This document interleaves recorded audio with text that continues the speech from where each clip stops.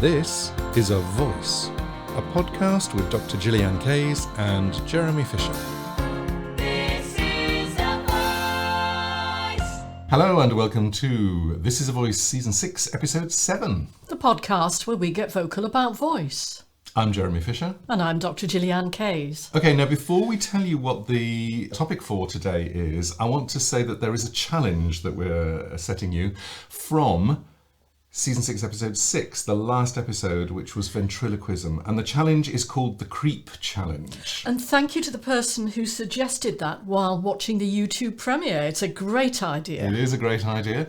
So the challenges are already coming in. What we want you to do is, if you go to about 8 minutes into the last episode, you will hear and see me, if you watch on YouTube, do the first 4 lines of creep as a ventriloquist, and that is your challenge. Can you do the same thing? Are you actually up to doing this challenge? Can you record yourself, video yourself, which is of course great because you can see whether you're moving your lips and jaw or not. Sing the first 4 lines of creep and upload your video and tag us. We now have just been awarded our handle for YouTube, which is @VocalProcess. So now we are @VocalProcess on Twitter and I think on LinkedIn, Instagram and YouTube. It's Facebook as well. Yeah. So just tag us with @VocalProcess and let's do a creep fest. Okay. Oh, that does not sound good. Mind you, Halloween is coming up, Yeah. so maybe that's all right. So what is the topic today? Well, we're going to be talking more about consonants because it sort of feels like, building on the idea of what we were exploring in the ventriloquism. And also the previous episode, which was Season 6, Episode 5, we did consonants and tongue twisters on that one as well. Oh, I'm glad you remember that one. Yeah, I was thinking about consonants and how we use them in singing and, very much as teachers and trainers and coaches, how we coach our own trainers to think about consonants and to spot them. Sometimes there are difficulties with consonants that impact on how we use our voice, and we don't realise the problem is the word, not the voice. Yes.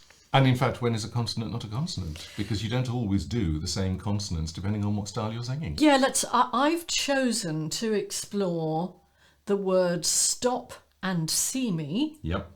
Which are actually from Weird Romance, but we're not going to sing the melody from that because it's a Disney. It's a lovely song, by the way. If you actually don't know the song, Yeah. look up Stop and See Me from Weird Romance. Great song. Yeah. Okay, so... But we aren't going to sing the tune. Yeah. We aren't. No. No, that's not the tune. No. Right, okay. We're going to have to cut that out. That's just a load of rubbish. No, we're keeping it in. Okay, so let's go for... I'll just have a go and see what comes out, Yeah. if I think of it as my default. Stop and see me. Great. Okay, so Jeremy, what did you hear about the consonants there? Okay, So- first of all, can we break down what consonants are in there? Because there's quite a lot. S, unvoiced fricative. T, stopped consonant. Stopped unvoiced. St, no voice yet. Up, unvoiced plosive. P. And nasal. And Voiced nasal. And D, voiced plosive. voiced plosive. Yep. S, unvoiced fricative. Voiced nasal. Me, stop and see me. Okay, So we've got quite a lot of the consonant categories there. And so that's the first thing. And can I just say, with the S, it's not just any fricative. It's not just any S. It's a voiceless alveolar fricative. Now, Enveloped in the finest chocolate. so the thing that I want to say is, when you start unpacking something, you don't need to know those names. No. There are some, we talk about type, manner and placement in consonants. The thing that you need to know is what it feels like in your voice. What it feels like, what it sounds like, absolutely, yeah. And also, by the way, in what it feels like, what's moving. Yeah. So actually, Jeremy, I'm going to get you to explore this. We think the best way to find where the consonant lives is to surround it with a vowel. Yeah. So if you did that, let's do it, for example, with T. With T. Oh, now. This is the trap that people fall into, and Gillyanne has already beautifully demonstrated it. Oh, the consonant is t. No, it isn't. That's a consonant and a vowel. True. So it's t, t, t, that's the unvoiced version. Okay, so if I surround it with a vowel, ta. Now, I'm going to slow that down because I am doing a quotes correct consonant. We don't always use this version. But if I really slow it down, you will hear an extra thing. Ta. You hear the vowel, you hear a silence, you hear a burst of air, and then you hear the second vowel. Ta.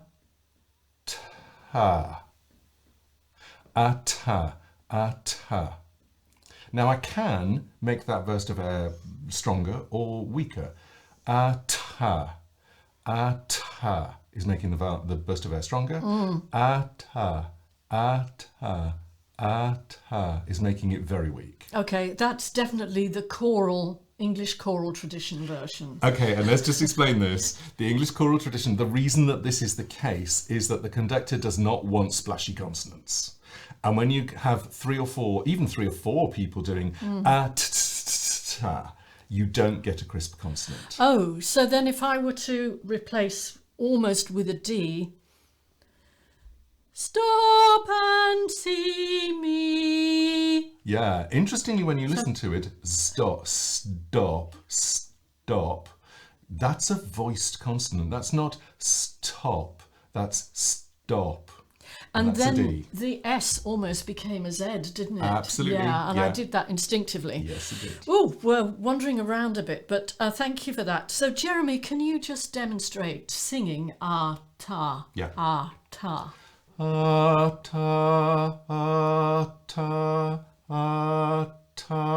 If you do it 3 times, you start to key into what is moving, what's happening, what's forming that consonant. The reason that we put a vowel on either side of it is a vowel is unobstructed. There is nothing in the way of a vowel. The moment you bring any consonant in at all, there is an obstruction or a partial obstruction somewhere. And the real fun with consonants is working out where the obstruction is and how much or how little you can make it. And also how much and how little you can move your mouth. So I'm going to challenge you, Jeremy. We're back on the ventriloquism. Well, no, actually, in this case, I want you to see how little you need to move your jaw to make the t. Oh, okay. Depends where I start. But if I start in a fairly neutral, it's what I call the hanging jaw, which is the gormless look. Yeah. Ta.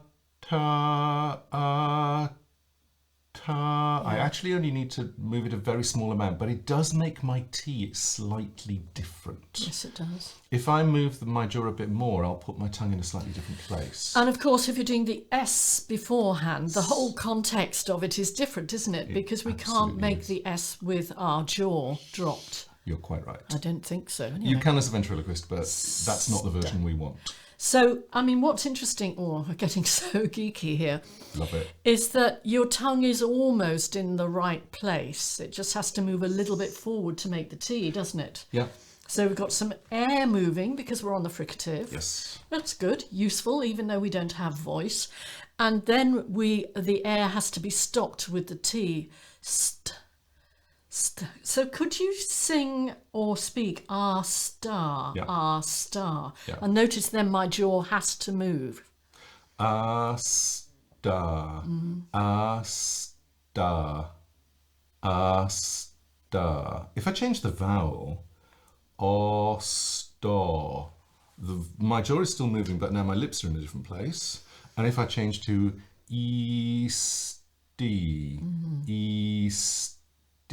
now I can start the E vowel with a slightly more closed jaw, and therefore there's less movement, but there is still movement. So you've just done very nicely steps 1 and 2 that we recommend when working with consonants. Surround the consonant, the target consonant, with a vowel. Yeah. Preferably a neutral type vowel like an R or an O. Yeah. That depends very much on your linguistic background. Then surround the consonant, and in this case we were doing a consonant cluster, Yep. with the target vowel. the O. Or stop, which Jeremy did. Completely instinctively. I'd actually forgotten that was the word. But yeah, you did it. Yeah. Okay. Or sto. And then sing the word. Sto. Stop. Absolutely.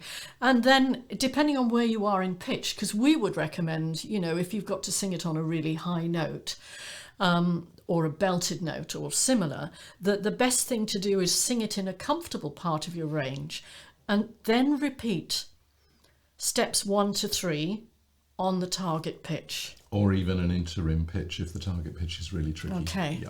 So let me think about that now with the stop especially. Stop and see me. Great. Yeah. Okay, so tell me what you heard then. I heard you do more of a stop at the end of the P. So that the words stop and were separated. Yes, very much so. Whereas the very first time you sang it, you almost ran them together. There was a very small stop, as it were, but they were almost run together, which is a more lyric or classic way to do it. Absolutely. So I might put that in the lyrical MT, rather than running all the words together, which I might have a go at in a minute. Yeah. Okay, let me try another version, because now what we're talking about, it's not just how it's made, it's not just how you manage it, it's not just the context of the phrase, it's the context of the genre. Yes. We don't do consonants in the same way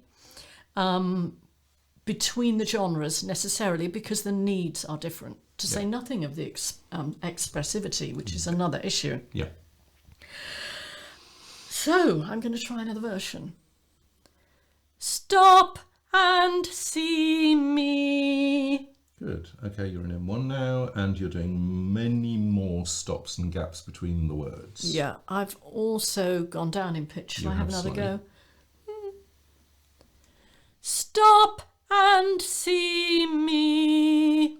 Okay, and there's an extra thing that you did on the M, which is, I really have to listen to that back slowly, but I think what you did was you started the M on the upper pitch and slid down on the M. Stop and see me, see me. Yes, because it's the way that I've got to get from the E to the M. So where did I pitch the consonant?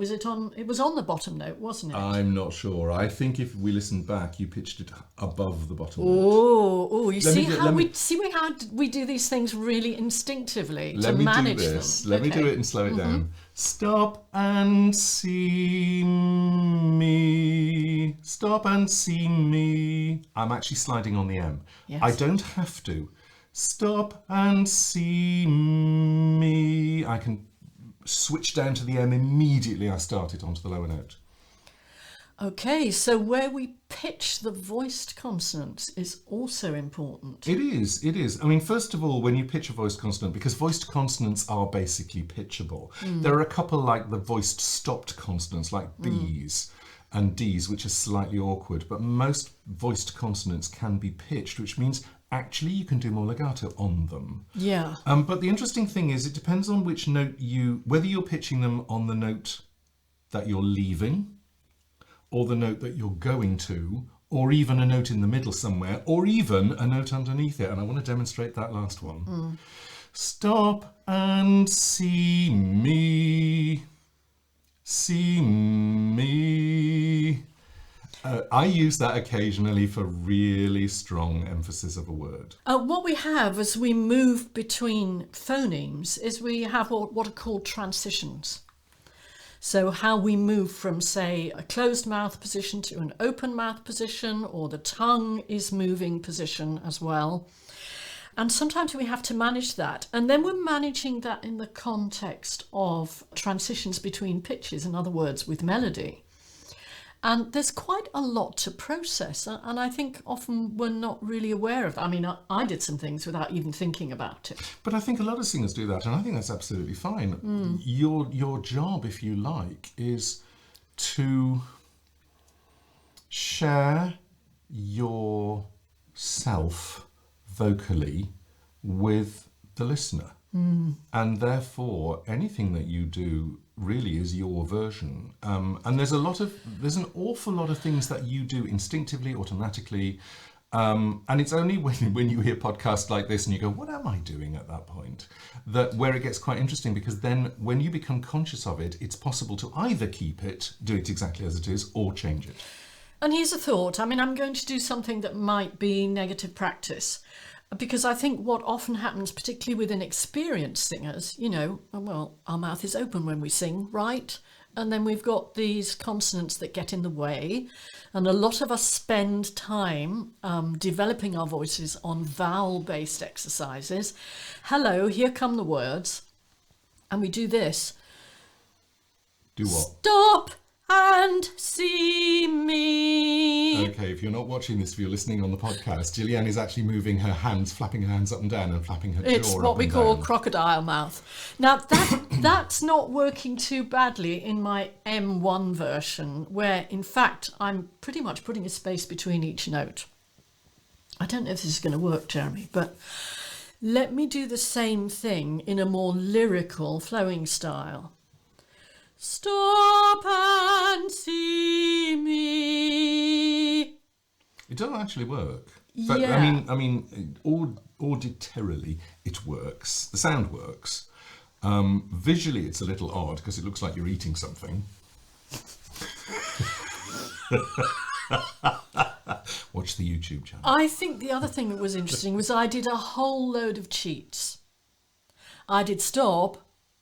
Oh, Stop voice. and... Okay, so change the P to the B. Stop and see me. You didn't really do the D.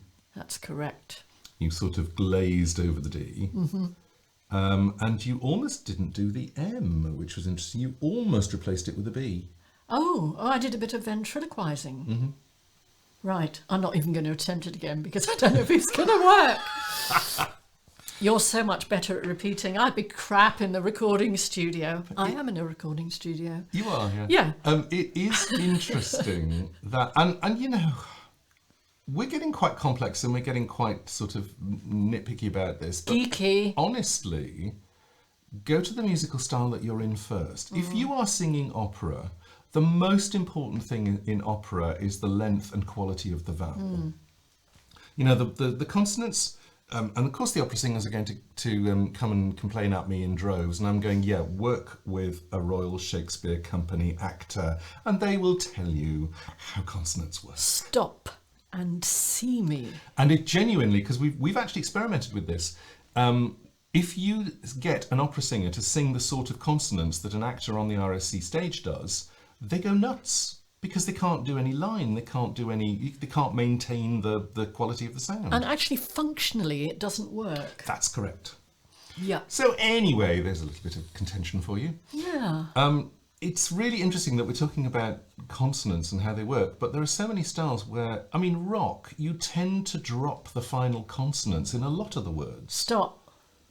Yeah, pop, it's about a mood, it's about a vibe. Mm-hmm, mm-hmm. So you wouldn't necessarily split all your consonants. And by the way, let's talk microphone versus acoustic. Mm-hmm. Because if you have a microphone in front of you up your nostril, you definitely do not want to split consonants because it'll just pop the mic. Absolutely. So sometimes in certain pop stars, in certain contemporary commercial music styles, you change the consonant. You don't do it, or you miss it out, or you change it to a voiced one, or you soften it, or you lose the explosion of air. You do all sorts of things. This is going back to context, isn't it? Yes. In the larger context, we've got, is it acoustic singing or is it amplified singing? That's going to impact on the way you sing your consonants. It is. What about the genre? What about the style? What about the vibe? What about the position in the phrase? What about the position in your voice in terms of where it is in your range? Yeah. Loudness levels, etc., etc. Plus, what is it you want to say? If I want to say, for God's sake, stop and see me, then I'm going to make the p come earlier so that there's a bigger space in the musical phrase before I sing and. Yeah. Make sense? Yes. Again, a lot of this we do on an instinctive level, but because so much work we do is with teachers and with choral leaders, actually, it's very good to unpick, to reverse engineer what are the decisions that we're making, because it makes it much easier for our clients and students and for our choral people. I had one of our teachers report the other day that one of our cohort 21, that they'd done a little bit of vowel tuning with them and, you know, got everyone to feel what they were doing with their jaw and their tongue when they made their vowels, and the choir absolutely loved it. We'll have to do a podcast on that sometime. Very that much. would be fun, wouldn't So it? I was just going to say, why are we banging on about consonants? Why are we here? And the answer is because sometimes what sounds like a vocal issue or a technical issue, or somebody can't sing the phrase or can't get the notes or can't get the right whatever it is, sometimes it is actually a consonant issue. Stop and look at the text. And sometimes, interestingly, it's particularly on high notes. You know, you have, in fact, I wrote a whole article on this, which I published and then put in the book, Why Do I Need a Vocal Coach, on belting the money note. And there are so many issues when you have to put consonants in a belt sound, because you're high up in your range and you're doing powerful sounds. There's that famous moment, isn't there, in The Girl in 14G, where she's been sort of singing in different styles, but none of them with belt, and then she suddenly yells, "Stop!" Isn't that on our Belting Explained resource? I think it is. I think it is. Yeah. But even if it isn't, I also do a consonant thing on Mastering Musical Theatre, which is in the Learning Lounge. We'll put all of these links in the show notes at the end. Oh, and if you're curious about vowel tuning, just also head to the Learning Lounge, because it's in Vocal Process Best Practice Update. Yes. Yeah. Okay, now we are jumping around a lot. I want to come back to why are we doing consonants? Why are they so important? And the answer is because consonants interrupt the sound in some way. They change the airflow. They change the airflow. And when it depends what instructions you're holding in your head. If you're singing something and you want it to be really smooth, if you're doing, I don't know, trance, and you want it to be really, really smooth, and you have all of these interruptions, then you've got to minimize the interruptions. But in order to do that, you really have to know where that interruption is. And this is why I love consonant work, because if you say to a singer, you know, that B is a problem on that note, but the reason it's a problem is because you're gripping your lips so tightly to make it strong that you're actually interrupting the whole vocal setup that you're doing. What do you need to do to make a B? How little do you need to do it? Can we just explore that on this podcast right now? Yes. Okay, so I have no idea. you have no idea where I'm going with this. Because I've just had a thought of something I want to share in a moment, but you go. Okay, let's do the word by. So if you do by, the first thing you do is close both lips. It's a bilabial stopped consonant. By. So the airflow stops, the lips close. By the way, your soft palate closes, raises and closes as well.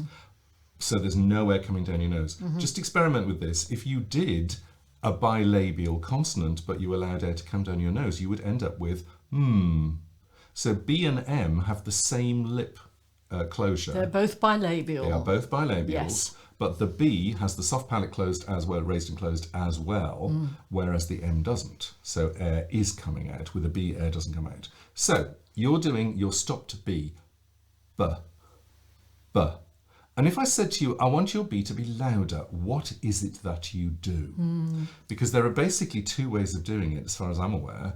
One is that you bite your lips harder, B, and somehow it allows something much stronger to come out. The difficulty with that one is that really disturbs the larynx. And the reason for that... Likely to disturb your pitch. Yeah, the reason for that is it's a voiced bilabial plosive. Remember with the P, it was unvoiced. So if you put your finger With here what? on... P. Thank Yeah, you. all right, get over it. Yeah, they know what I mean. If you pop your fingers on the larynx and go...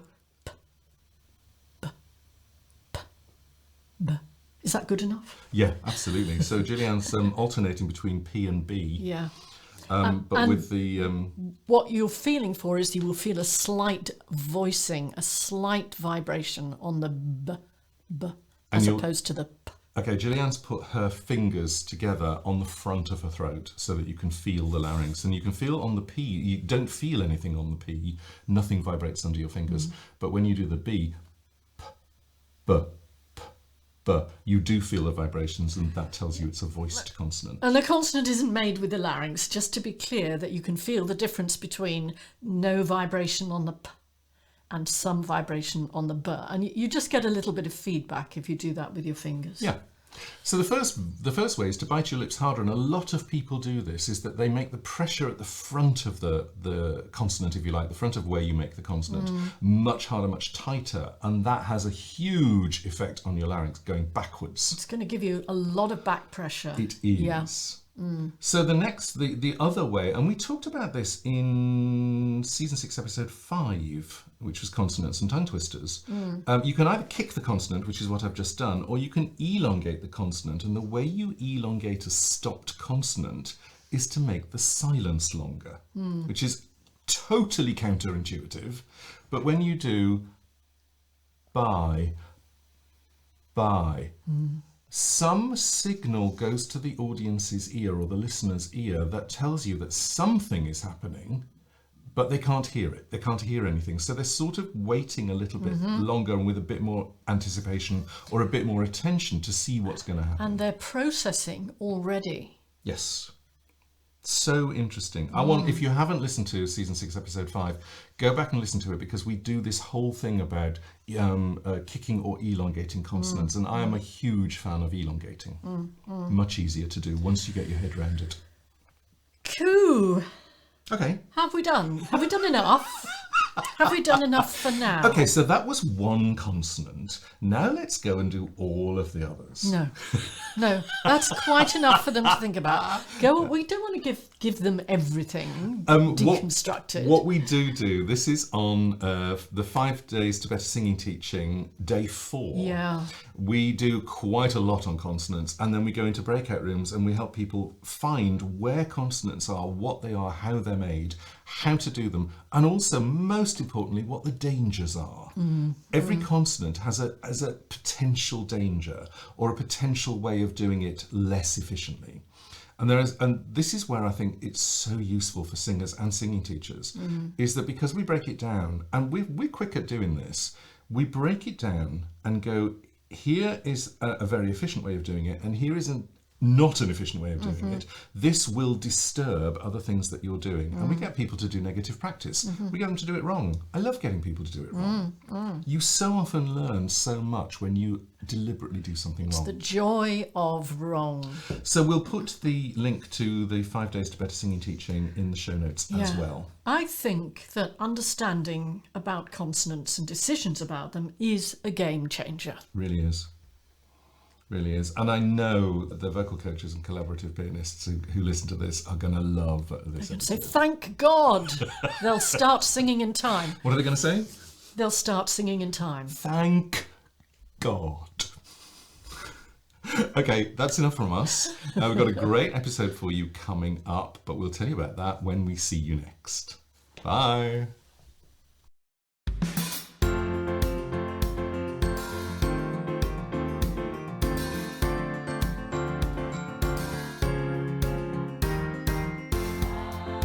This is A Voice, a podcast with Dr. Gillyanne Kays and Jeremy Fisher.